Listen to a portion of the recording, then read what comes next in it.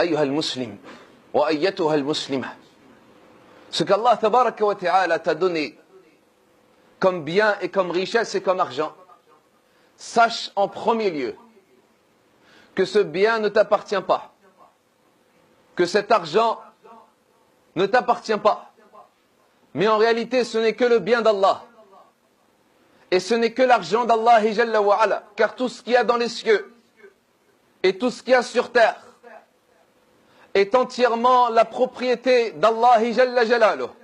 Lahu ma fi as-samawat wa ma fi al-ard wa ma baynahuma wa ilayhi al-masir. Tout ce qui est sur cette terre appartient à Allah. Ta personne, ton corps et ton argent. Allah nous dit dans un des versets: wa atahum mimma lillah alladhi atakum. Wa atahum mimma lillahi alladhi atakum. Et donnez-leur de l'argent d'Allah qu'il vous a donné. Et donnez-leur de l'argent d'Allah ou des biens d'Allah qu'il vous a donné.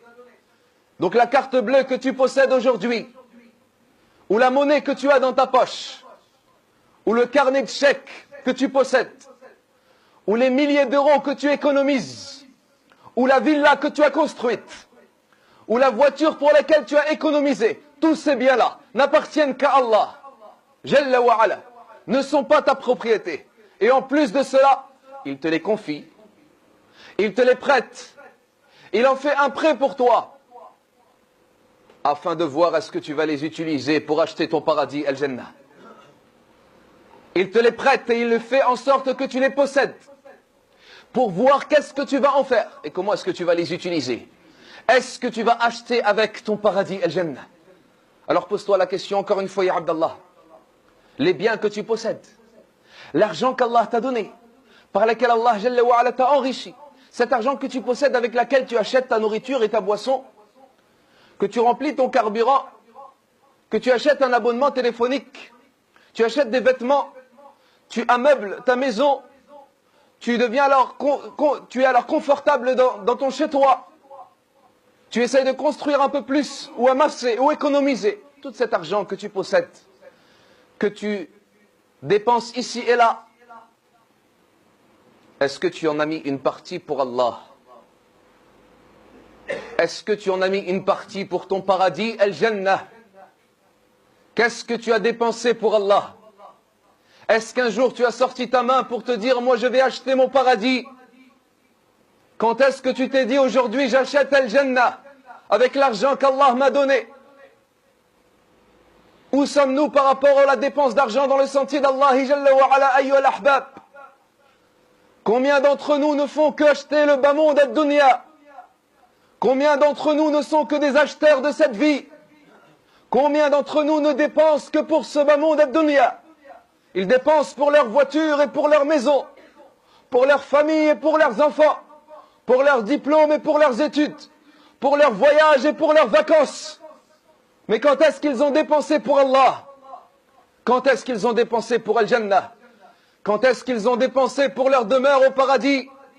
Quand est-ce qu'ils ont dépensé pour leur palais au paradis? Quand est-ce qu'ils ont investi dans leur terrain au paradis? Malheureusement, de nos jours, cela est rare. Les gens de nos jours ne pensent qu'à l'échelle de ce bas monde. Faya Abdallah, Wallahi, tu n'auras de ce paradis Al-Jannah que ce que tu auras acheté, que ce que tu auras dépensé, que ce que tu auras fourni comme effort de la part de ton âme et comme argent que tu possèdes. Tu n'auras du paradis que ce que tu auras donné. C'est pour cela que celui qui donne, Allah le récompensera.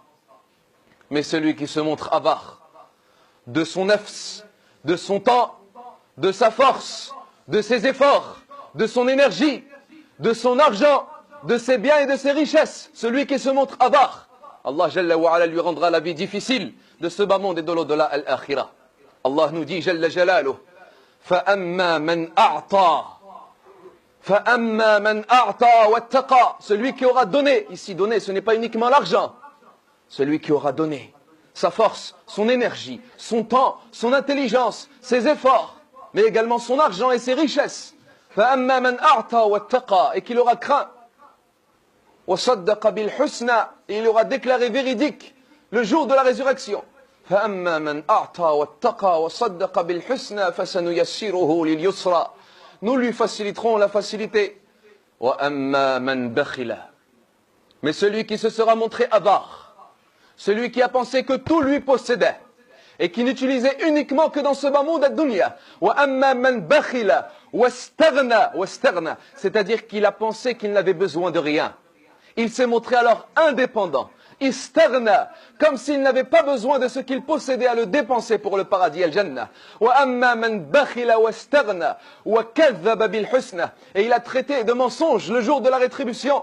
فَسَنُيَسِّرُهُ لِلْعُسْرَى. Nous lui faciliterons la difficulté. وَالْعِيَاذُ بِاللَّهِ. فَيَا عَبْدَ اللَّهِ, pense à ce marché qu'Allah Jalla wa Ala te propose. Pense à ce marché qu'Allah Jalla wa Ala te présente. Le paradis dans cette vie est en vente.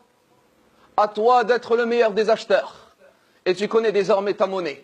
أسأل الله تبارك وتعالى بأسمائه الحسنى وصفاته العلى أن يرزقنا الجنة وما قرب إليها من قول وعمل إنه ولي ذلك والقادر عليه. أقول قولي هذا واستغفر الله لي ولكم فاستغفروه إنه هو الرحيم الودود.